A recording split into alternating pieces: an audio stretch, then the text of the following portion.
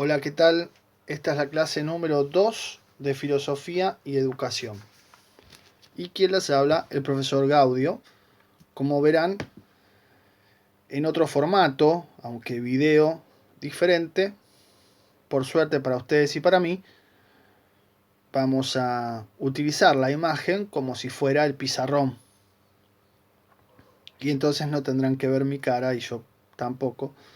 Y eso es muy bueno y muy pedagógico. Las imágenes son ilustrativas, pero también vamos a ir marcando con ellas algunos datos, algunos conceptos importantes, de modo que serviría esto que vamos poniendo como imágenes para decorar una parte y la otra como si fuera efectivamente un pizarrón. La vez pasada, en la tercera parte de la clase, presentamos el programa de este año 2021 y insistíamos que es un recorte de filosofía política y pedagogías contemporáneas, entendiendo por contemporáneo, en este caso, siglo XX y siglo XXI. Es un recorte también de una filosofía fuertemente europea, hay que decirlo, con algunos casos que no lo son. Y es un recorte donde además hemos incorporado fuertemente mujeres filósofas. Y ese es el caso de lo que vamos a ver hoy, eh, o un caso que vamos a ver hoy, mejor dicho. Entonces, eh, vamos a primero a retomar algunas cosas que decíamos la clase pasada, luego vamos a dedicarnos al punto 1.1 del programa. Estamos en el eje 1, lo político y lo pedagógico, y en el 1.1 vamos a hablar de Chantal Mouffe, una filósofa muy interesante, y en el 1.2 vamos a hablar de un filósofo también muy interesante, Louis Althusser, con el tema de la escuela y la reproducción. Todo esto forma parte del eje número 1 del programa. Bien, entonces, la vez pasada, a modo de introducción, decíamos, la filosofía, la política, la educación son temas que están conectados entre sí, son temas que tienen mucho que ver entre sí y al mismo tiempo son temas que tienen cada uno de ellos su propia especificidad, ¿no? Es decir, la filosofía efectivamente se ocupa de la política, pero no solo eso. La política tiene un componente filosófico, pero no solo eso. La educación tiene que ver con la política, pero no solo eso, ¿no? Es decir, se conectan y se distinguen al mismo tiempo. Son campos que están articulados, pero que conservan cada uno de ellos su propia especificidad y tienen una lógica propia, ¿sí? Independiente del otro campo. El siglo XX, decíamos también, hay toda una cantidad y una variedad de corrientes filosóficas muy amplias. Vamos a tomar algunas que nos permitan pensar cuestiones que desde el siglo XX incluso están arraigadas o tienen mucho que ver con lo que pasa en la actualidad, en el siglo XXI. Y de ahí, por supuesto, es que fuimos mostrando los ejes del programa, y lo interesante de esto es que incluso aquellos filósofos o filósofas que están más lejos en el tiempo nos sirven para pensar muchas veces cosas que son realmente muy actuales. ¿Por qué? Bueno, porque esto que llamamos contemporaneidad o época contemporánea claro, es algo muy genérico que involucra, ¿sí?, una suerte de clima en el cual de alguna manera estamos todavía atravesados y atravesándolo.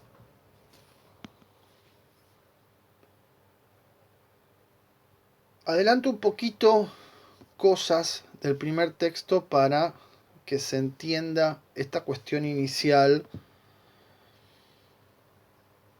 de lo político, lo filosófico, lo pedagógico, como algo que está conectado y separado. Muchas veces, y vamos a encontrar muchos ejemplos, se suele creer que la educación es algo que no tiene nada que ver con la política. Que la educación no es política directamente. Esto tiene algo de cierto. Es verdad que la educación no es y no debe ser política, o sea, un asunto de, por ejemplo, la política partidaria, ¿no? Es decir, que un profesor venga a decir, a bajar línea en favor de un determinado partido político. Es cierto eso. Pero lo que pasa es que la palabra política es mucho más que un partido político, una visión de un profesor. La palabra política refiere a una concepción de mundo, una manera de ver las cosas a partir de determinadas valoraciones.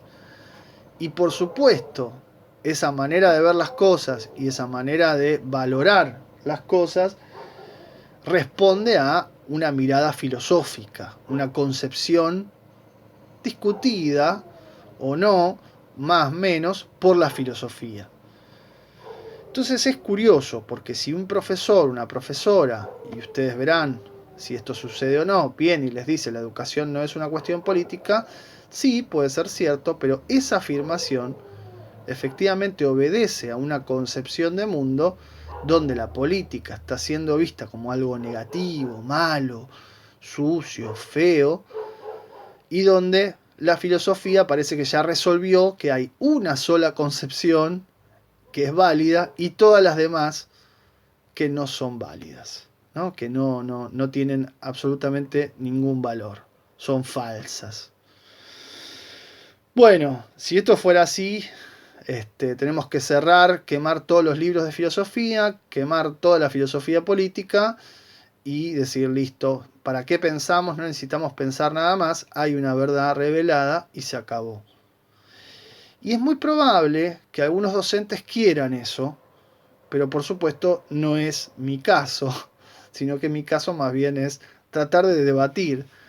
Y el primer punto justamente para empezar a debatir es este, es decir, la educación es una cuestión política y por ende también una cuestión filosófica.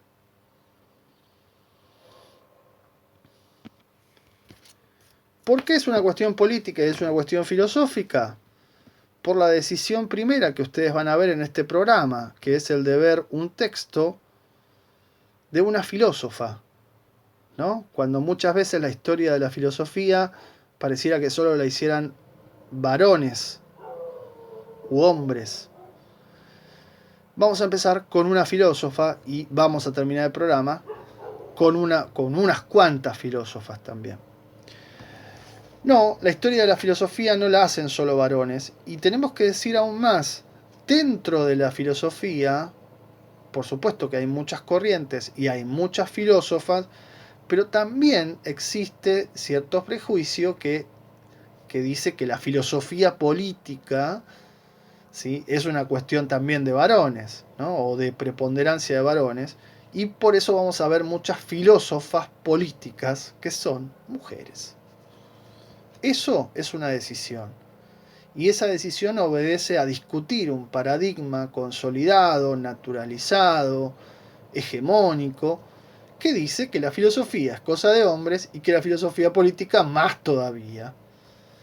Y con solo plantearnos, proponernos, empezar este programa con una filósofa, estamos discutiendo, poniendo en entredicho ese paradigma. Chantal Mouffe, mi pronunciación es la que hay, perdonen ustedes, Chantal Mouffe es una filósofa y politóloga belga que bueno, se formó en Lovaina, que es una universidad muy progresista de Bélgica, trabaja en Londres vive, nació en 1943.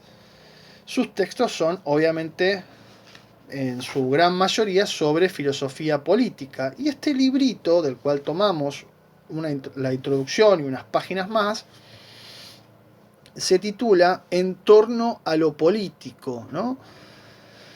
Y es del año 2005, la traducción es, bueno, del 2007.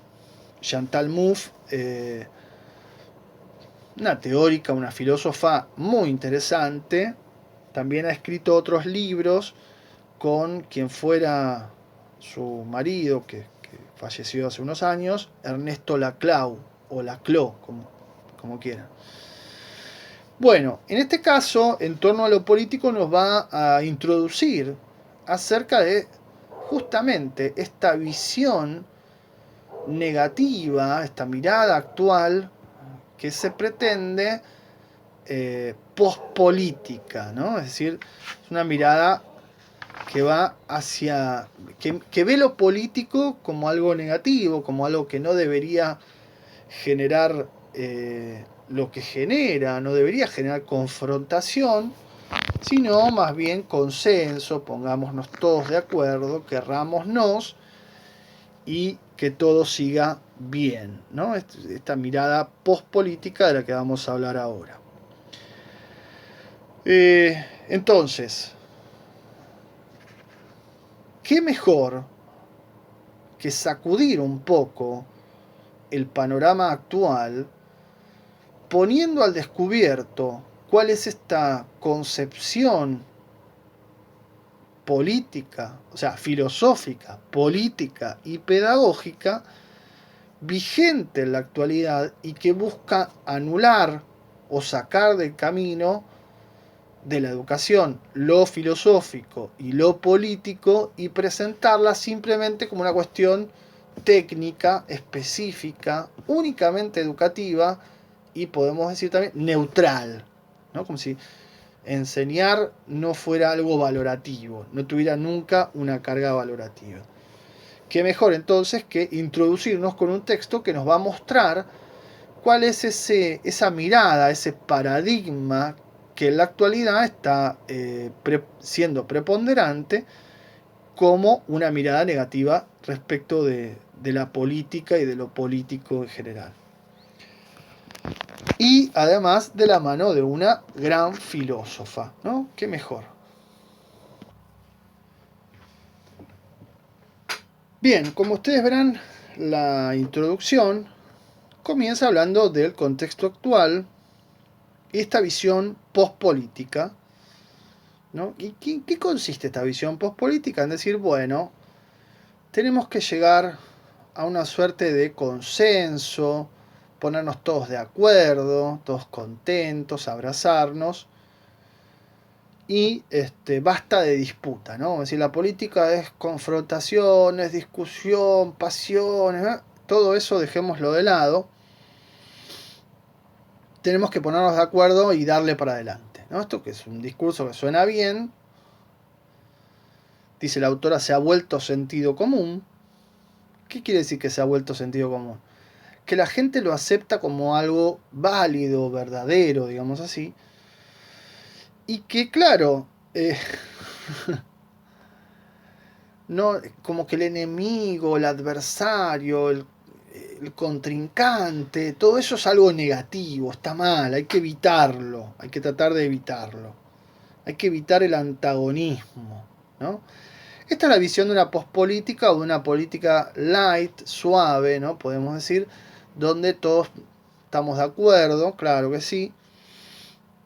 Y dice la autora, en realidad este enfoque es erróneo, no ayuda, sino que más bien perjudica a la democracia. ¿Por qué? Porque la democracia es ese espacio justamente de ese espacio público, ¿no? Donde nos encontramos y donde discutimos, donde confrontamos, donde tenemos proyectos de vida, concepciones de mundo completamente diferentes, ¿sí? Yo quiero un mundo donde no haya desigualdad o no haya la aberración de desigualdad que hay ahora. Pero evidentemente otros no quieren eso, quieren otro tipo de mundo Y siempre se dan discusiones sobre esto, y que no haya discusiones, que haya un acuerdo absoluto sería pensar una suerte, digamos, de comunidad de seres buenísimos, de ángeles, no sé, de una cosa así, que no existe. Y cuando se presenta algo como sentido común, ¿no? Por ejemplo, la famosa frase, pobres hubo siempre, ¿qué es lo que pretende? Pretende establecer una política hegemónica, ¿sí? Una política, una mirada dominante que se imponga y que invisibilice otras miradas diferentes.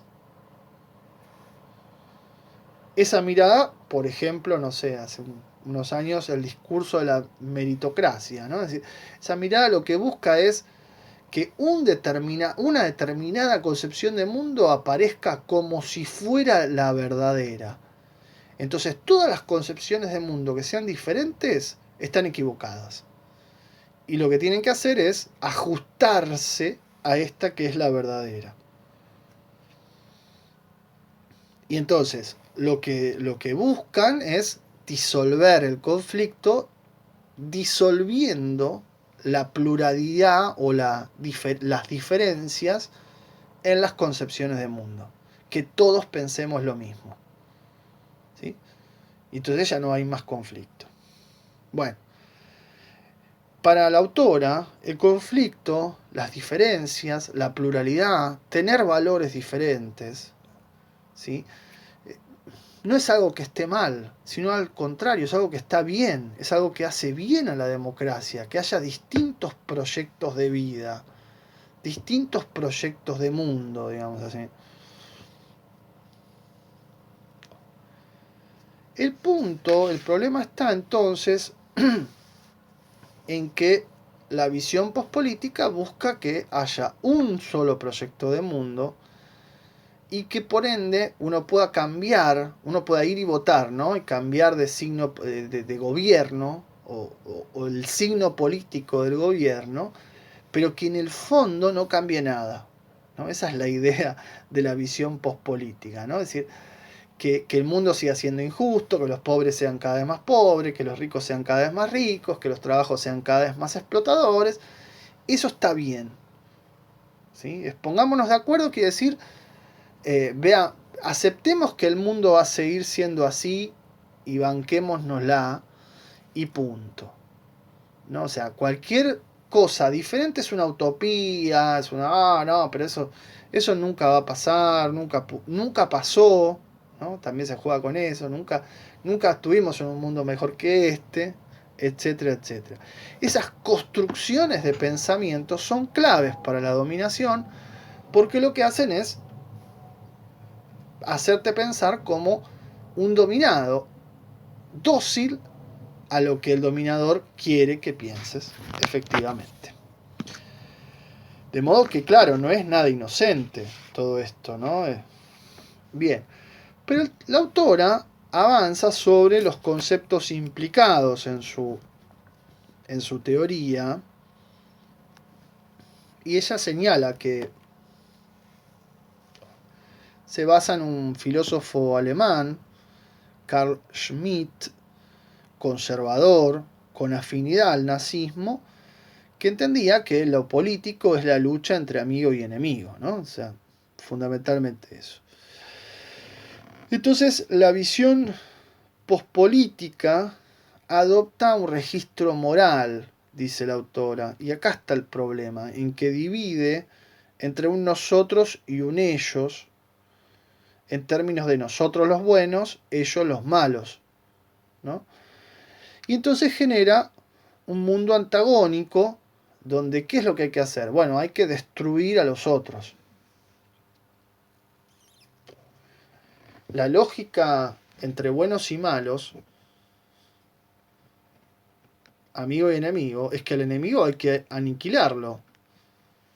Aniquilar su maldad y transformarlo en alguien bueno. O sea, hay que destruirlo, ¿no? En ese nivel, se plantea justamente la visión pospolítica. El enemigo es lo irracional, es lo malo porque es malo. Y uno podría decir cuánto hay de construcción, ¿no?, en el cine norteamericano de estas enemistades. Ahora, lo que la autora propone es no caer en una lógica amigo-enemigo, sino una lógica de adversarios, ¿no? Es decir, pensamos diferentes, eso no te transforma en enemigo, no te hace malo, no es que nosotros somos buenos y los otros son malos, sino que se convierte el antagonismo en agonismo y el enemigo en adversario. ¿Y cuál es la diferencia? La diferencia es que la lógica del consenso absoluto, la lógica que niega el conflicto, quiere destruir al otro, quiere destruir al malo. Esta lógica quiere confrontar, no destruir, que es otra cosa. Confrontar quiere decir poner en discusión y aceptar al otro como alguien que piensa diferente y que puede pensar y que está bien que piense diferente. No tiene por qué pensar igual que yo. Son dos lógicas completamente diferentes. Porque valora otras cosas y yo valoro estas cosas y el otro valora las otras. Entonces, no hablamos de enemigo, dice la autora, sino de adversario. No hablamos de antagonismo, sino de agonismo. La diferencia es que el antagonismo busca la destrucción del otro. El agonismo busca una lucha en posiciones que están a la par, digamos así. Que no es que hay una que se considera mejor que la otra, portadora de la verdad y demás.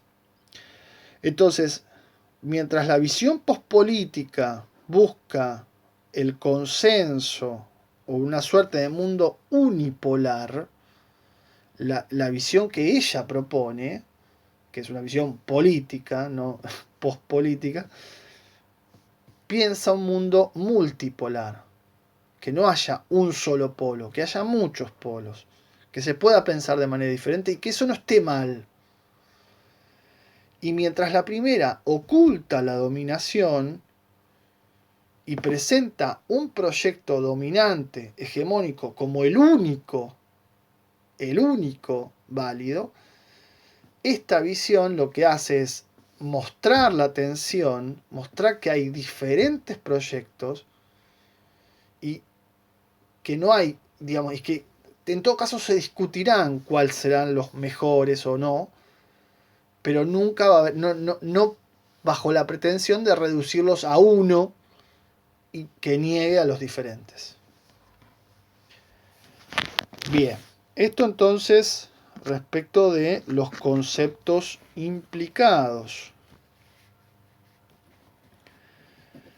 Luego, en el capítulo 2, tenemos lo político y la política, una distinción muy importante.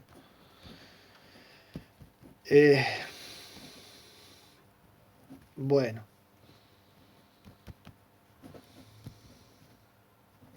me tomo un tiempo para insistir en este punto. La política es la cáscara de lo político, ¿no? Es lo que se ve, lo que aparece, las personas concretas, empíricas, dice acá, ¿no? El campo empírico, las elecciones, todo eso es como una cáscara, ¿sí? Lo político, en cambio, es algo mucho más profundo, tiene mucho que ver con lo filosófico y con esta cuestión de si hay una verdad o hay muchas verdades que decíamos recién. De nuevo, para poner un paralelo,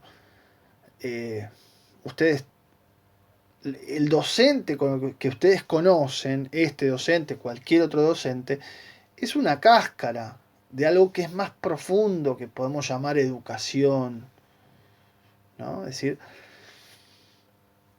y si uno dijera, los políticos son todos corruptos. También podría decir los docentes son todos chantas, ¿no? Y ese tipo de cosas. Podríamos claramente tomar un caso que conozcamos y a partir de ahí creer que todo es así. Y aún así, no estaríamos viendo la esencia de la educación ni la esencia de lo político en este caso, ¿no? Entiendo por esencia aquello que está atrás de la cáscara, aquello que es realmente importante, ¿no? Entonces, muchas veces se confunde la política o el modo en que se hace política y las personas que hacen política con el fondo que está atrás de eso, que es justamente lo político. Y estas cuestiones de fondo tienen que ver justamente con una visión de conjunto, una mirada sobre la educación o sobre la política o sobre la filosofía que entra en confrontación con otras miradas. Y ahí está la clave del asunto, en esa concepción, esa mirada que está por detrás. Y entonces por ese esta filósofa Chantal Mouffe insiste en distinguir una cosa de otra. Lo político es lo, el fondo de la cuestión de la política, lo constitutivo, aquello que está por detrás. Como lo educativo es el fondo de la cuestión de nuestra experiencia educativa particular. Y ese fondo está marcado justamente por lo que la autora llama la cuestión del conflicto. ¿Sí? La política es conflicto. Y conflicto no es algo malo, no hay que tenerle miedo, porque lo que acabamos de ver, que el conflicto es una diferencia, ¿no?, entre dos partes o más, pero que no es una diferencia que busque aniquilar, no se resuelve con la muerte, con la aniquilación. Se resuelve, bueno, de otra manera, se resuelve políticamente, ¿no? Se podrá resolver por, no sé, por elecciones, por historia, por disputa de sentido común y pensamiento crítico. Pero se resuelve, incluso podríamos decir, sin resolverse. No es que una visión logra ganar, sino que siempre está como tensionada con otras. Y tensionar no está mal, porque tensionar es una forma también de darle volumen a cada cuestión, darle importancia a cada cuestión. Mientras que las otras visiones lo que buscan es disolver las diferencias. Y ahí es justamente donde aparece el liberalismo, que es justamente una de los exponentes claves de la visión pospolítica. ¿Qué hace el liberalismo? Niega el conflicto, niega el antagonismo, ¿no? Niega las identidades, niega la pluralidad del mundo y propone un paradigma entre racionalista barra economicista e individualista barra ético, ¿no? Sería. Este paradigma, ¿qué es lo que dice? Bueno, que todos los individuos son racionales, ¿sí? Por un lado, el paradigma de la economía, lo que llama la autora agregativo. Todos los individuos son racionales, se guían por un interés económico, que es maximizar su beneficio, y entonces lo que buscan es intercambiar de modo beneficioso, o sea, con el menor costo y el mayor beneficio posible. Esa es la lógica del mercado, esa es la lógica de la empresa, ¿no? Como si eso pudiera resolver algo. Pero ¿qué pasa? En el fondo se cree que la política tendría que, digamos, ¿cómo se dice? Responder a este paradigma económico. Y por otro lado, el otro paradigma, que es el deliberativo o ético, busca o apela a una suerte de bondad y de diálogo o de razón comunicativa donde todos nos pongamos de acuerdo, ¿sí? Lleguemos a un consenso y demás. Bueno, además está decir que estos dos paradigmas son bastante son bastante idealizantes y en realidad lo que hacen es bajo una mirada ideal, es decir, no real, en ese sentido ideal, niegan o encubren, mejor dicho, colocan por debajo de la mesa o abajo de la alfombra, como se suele decir, todas las diferencias, todas las tensiones y todos los conflictos para que no se vean y para que todo quede como si fuera armonioso. Pero no lo es. No lo es, no es armonioso justamente porque aparece, esto que vemos acá, el tema del pluralismo. En el siguiente punto, pluralismo y la distinción amigo-enemigo. Las identidades se construyen a través de la diferencia, dice Chantal Mouffe.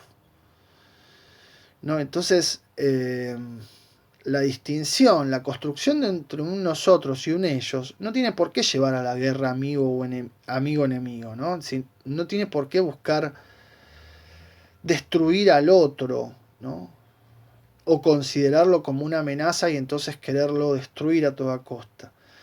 La distinción entre nosotros y ellos se puede establecer, dice Chantal Mouffe, sin ir a la destrucción, sin ir hacia el antagonismo, sino justamente buscando lo que la autora va a proponer en el último apartado, como lo propio de la política democrática, que es el agonismo, ¿no? El agonismo no busca destruir la unidad, sino que lo que busca es una suerte de diferencia, pero bajo una unidad común. ¿Sí? Bueno, pensamos distinto, pero somos parte de lo mismo. Y entonces le reconoce legitimidad al oponente, ¿sí?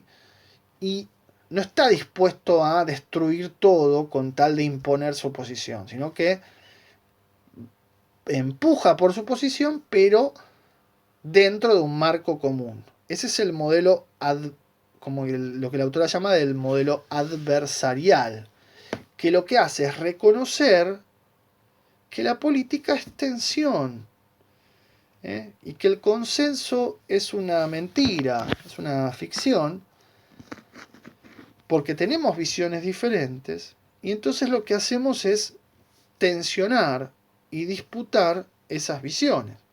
Mientras que el liberalismo, que la autora critica claramente, lo que busca es consolidar una hegemonía, ¿sí? Una dominación, y establecer y naturalizarse a través de un sentido común, pero excluyendo, ¿no? Negando cualquier diferencia. Ahí tenemos entonces estos dos modelos, digamos así, ¿no? Por un lado, lo que propone Chantal Mouffe y por otro, la visión pospolítica y el liberalismo que busca la destrucción, ¿no? Y lo que propone Chantal Mouffe basado en la construcción de una identidad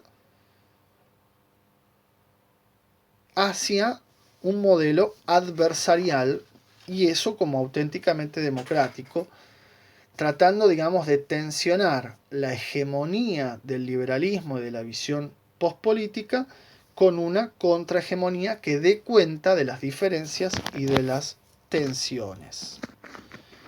Bien.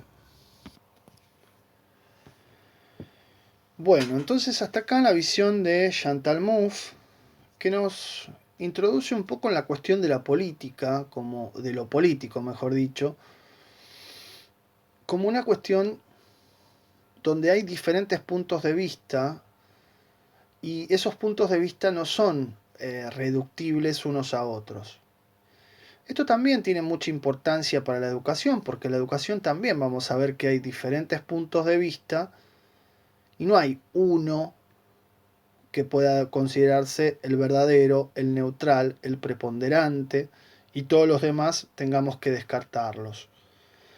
Me parece que eso es muy interesante para perderle el miedo a esta idea del podemos estar en desacuerdo, ¿por qué no? Y yendo hacia el otro texto que tenemos en este punto 1, en este eje 1, que es el segundo texto del programa, el de Althusser, Ideología y aparatos ideológicos del Estado, vamos a encontrar, en cambio, una visión muy comparada con la de Chantal Mouffe, ¿no? Más monolítica, digamos así, en el sentido de lo pedagógico está supeditado a lo político, ¿no? Es decir, a un interés político. Y entonces vamos a encontrar una mirada que en pedagogía se llama reproductivista, que lo que dice es que efectivamente la educación está pensado como un sistema funcional, servil al sistema capitalista. Bien, Louis Althusser es un filósofo francés de la segunda mitad del siglo XX, muy importante, un gran estudioso de Marx. Bien, bueno, tuvo una vida muy interesante, realmente muy valiosa, y es uno de los filósofos que ha sido asociado al estructuralismo. El estructuralismo es una corriente muy fuerte en la década de los 60 sobre todo, que plantea que el individuo está sometido, está sujetado a una estructura y que entonces el individuo en realidad es un instrumento, es una expresión de esa estructura de la cual forma parte, ¿no? Es decir, de la misma manera que uno no hace el lenguaje, sino que el lenguaje se hace, ¿no?, a través de nosotros, y estamos sujetados a un lenguaje, ¿sí?, y nosotros no hablamos ese lenguaje, sino que el lenguaje habla a través de nosotros. De la misma manera, Althusser podría decir, uno no hace a la sociedad, sino que uno es lo que la sociedad hizo con uno y hace a través nuestro, como instrumento, ¿no? Este es un paralelismo para mostrar la dimensión estructuralista de Althusser, que ustedes pueden detectar en todas las páginas del texto que tenemos, un texto que además suele verse colateralmente en otras materias. El libro entonces se titula, sí, es un librito que está dentro de otros libros también, pero el texto que nosotros tenemos se titula Ideología y aparatos ideológicos del Estado, y es de 1970. O sea, tiene ya una cantidad de años. Sin embargo, ha generado un montón de discusiones y nos es realmente muy útil. ¿Qué es lo que plantea Althusser acá? Bueno, que el sistema capitalista, parte, ¿no?, de la idea del sistema capitalista, tiene que reproducir las condiciones de producción, ¿sí? Y entonces eso implica reproducir los medios de producción y implica también reproducir la fuerza de trabajo, y la fuerza de trabajo se reproduce a través del salario mínimo, que es realmente mínimo, solamente para satisfacer las necesidades mínimas de sobrevivir, y al mismo tiempo esa fuerza de trabajo se reproduce a partir de la calificación, ¿sí? Es decir, de la calificación de esa fuerza de trabajo. La fuerza de trabajo son los brazos de las personas, ¿no? Esa calificación se da a través del sistema educativo, ¿sí? La escuela viene justamente para calificar a los obreros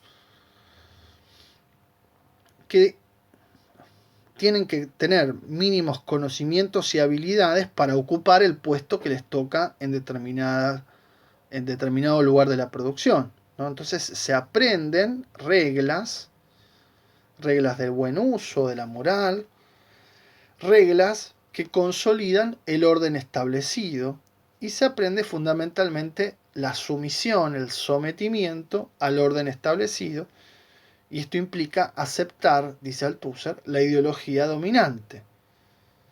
no solo aceptar, sino que actuar, la práctica misma está de acuerdo con esta ideología dominante.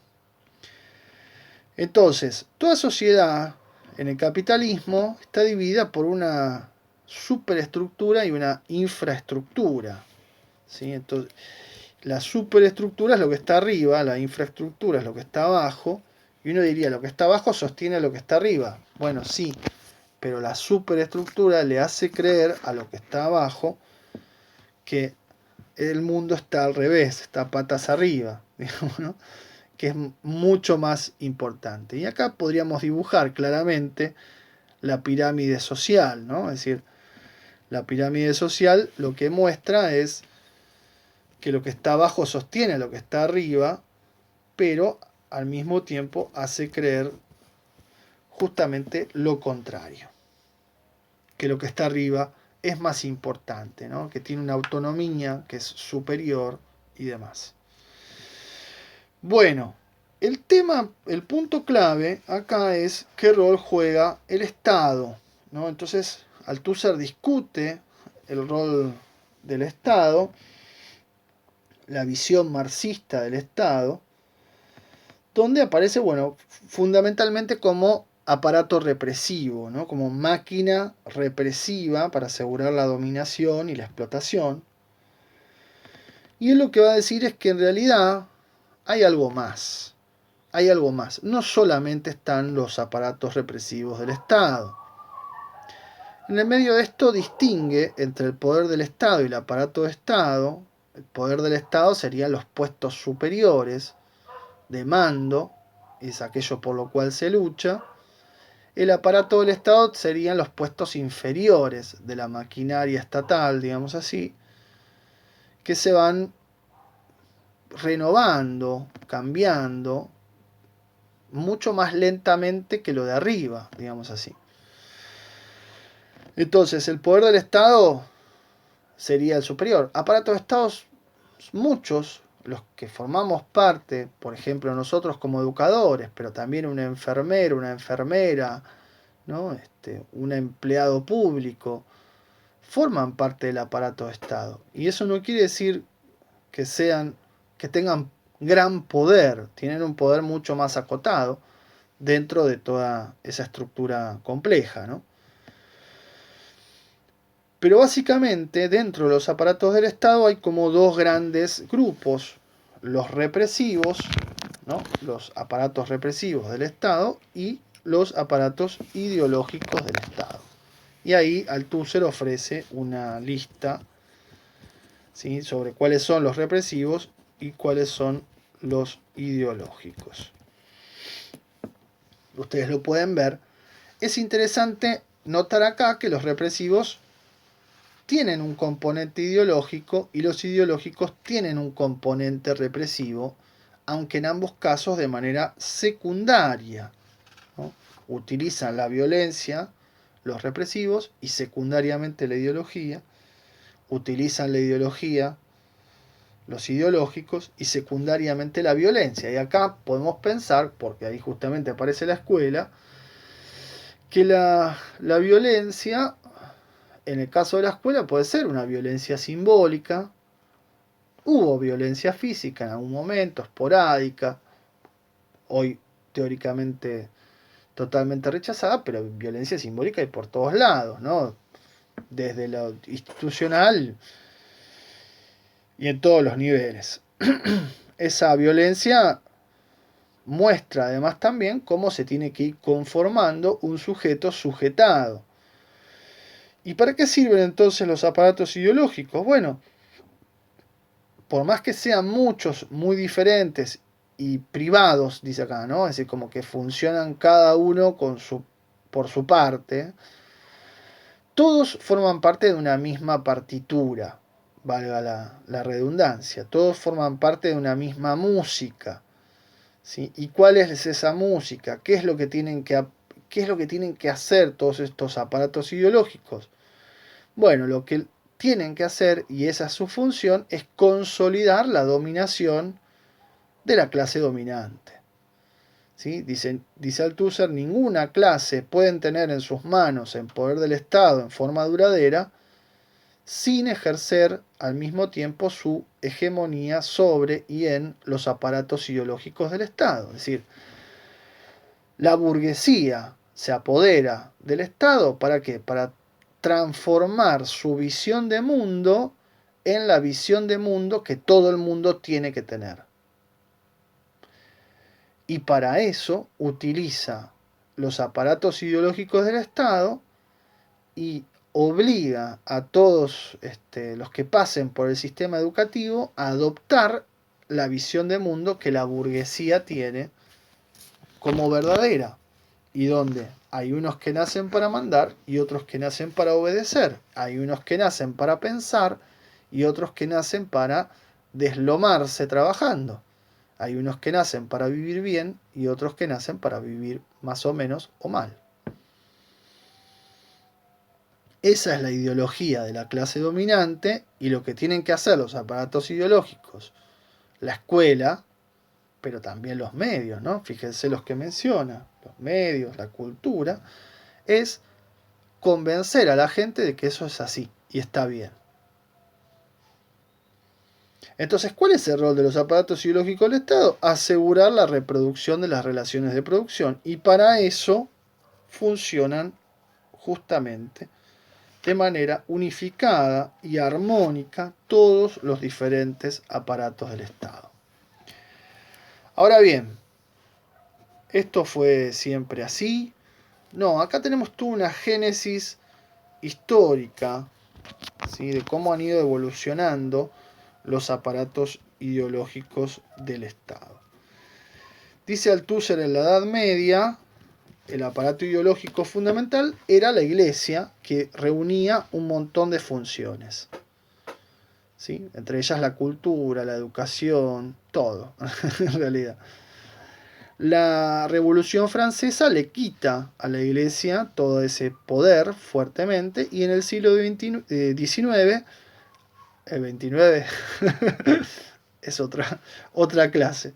En el siglo XIX la burguesía avanza, ¿sí?, fuertemente en esas funciones.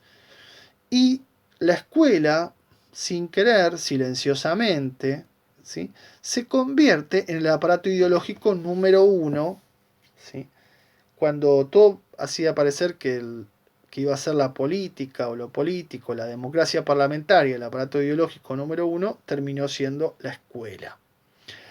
Y acá viene toda una cuestión acerca de cómo funciona el aparato ideológico escolar.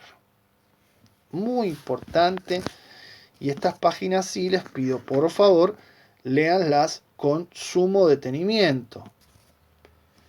Me refiero a las páginas 125, 126, 127, bueno, y ahí termina en la 128 nuestro recorte, digamos. ¿Por qué? Bueno, porque acá justamente lo que muestra es en detalle cómo funciona la escuela. Así que no lo voy a contar, eso lo dejo para que ustedes lo lean. Y pensemos también toda esta cuestión, bueno, del funcionamiento silencioso, la partitura única, cómo se transmite ideología, no solo en materias ideológicas como filosofía o educación cívica sería, ¿no?, sino en todo, ¿no? Y cómo se va seleccionando, y según qué nivel del sistema educativo uno alcance, es un nivel social, y ese nivel social equivale a un nivel económico, ¿no? O sea, a determinado ingreso o a determinado trabajo, y por ende determinado ingreso. ¿Y qué pasa con el docente acá, no? ¿Hay alguna línea en estas páginas que les acabo de marcar acerca del docente, de algún docente que quiera hacer algo diferente, pero cómo aún así termina siempre triunfando el sistema, convenciendo y haciendo sujetos dóciles, fervorosos amantes de este sistema capitalista, ¿no?, deseosos de triunfar y ser exitosos en este sistema capitalista. Pero también es una interpelación, hay una aclaración de Althusser ahí, efectivamente, pero también podemos corrernos o salirnos del texto y decirnos, bueno, pero yo como docente, ¿qué quiero hacer? ¿Sí? Me lo planteo todo el tiempo esto, ¿no? Uno como docente, ¿qué es lo que quiere? ¿Quiere contribuir, ¿sí? Ser uno más en la consolidación, expansión y agudización o acentuación de un sistema como es el sistema capitalista, que es profundamente injusto, que hace que los que más tienen tengan cada vez más y los que menos tienen tengan cada vez menos, y todos estén contentos, ¿no? Y todos tengan que ser abrazados por ese consenso pospolítico que haga que todos digan, bueno, es lo que me tocó, ¿qué voy a hacer? No queda otra, podría ser peor, me lo tengo que tomar con filosofía, ¿no? Como, ¿qué va a hacer? Digo, a eso quiero contribuir, a formar esos sujetos dóciles, esos sujetos sujetados, convencidos de que este es el único sistema posible, que está bien y que cada uno tiene lo que se merece y punto. O quiero transformarme en un educador, quiero ser un educador que piense que hay una transformación, que esa transformación es posible, que se puede vivir en un mundo mejor, que puede haber un mundo más justo, que esto no es inevitable, que se puede cambiar efectivamente y que para eso necesitamos formarnos y darnos cuenta de que estamos sumergidos, que estamos como ahogándonos adentro de un sistema que nos impide ver las injusticias, las desigualdades, el hambre, la pobreza, y junto con eso la holgazanería, el bienestar, ¿no? de los ricos. Y junto con eso una gran mayoría indiferente que no, digo, uso la palabra indiferente adrede, ¿no? Pensando en Gramsci, cosas que vamos a ver. ¿Qué quiero como docente? Yo sé que no puedo transformar el mundo, pero no importa. Hay muchas dimensiones en las cuales se dice la palabra mundo. Puedo transformar mi mundo, puedo transformar mi manera de ver las cosas, puedo transformar quizás con mayor o menor suerte y capacidad de persuasión a quienes están alrededor mío y su forma de pensar, a quienes comparta un aula, con quienes comparta un aula. ¿Podré o no podré? No sé. No sé cuánto puede uno. Lo que sí sé es si uno quiere hacer eso o no. O quiere cómodamente que todo siga como está, como si estuviera bien. Que era lo que hablábamos con el texto de Chantal Mouffe en la parte anterior de esta clase. Creo que Althusser, más allá de esta sensación fatalista, ¿no? Como de hay una estructura, hay un sistema que funciona y todo lo prevé, no deja de ser un aguijón respecto de, bueno, ¿y cuál es entonces el rol docente? El de ser el equivalente a la policía que mantiene el orden, ¿sí? En la sociedad, ser el mismo equivalente pero en el plano del pensamiento, digamos así. ¿Eso queremos para los docentes? ¿O queremos ser otra cosa? Y no importa acá qué materia, porque todas las materias son parte de una concepción que busca consolidarse. Incluso las que menos parecen. Y yo no diría incluso más las que menos parecen ideologizadas. Esas son las más ideológicas. Bueno, muy bien. Con esto cerramos entre comillas, dejamos abierto el primer punto, ¿no? El primer eje de nuestro programa. Y continuamos la próxima ya iniciando la próxima clase, la clase número 3, iniciando el eje 2, filosofía, acción y educación.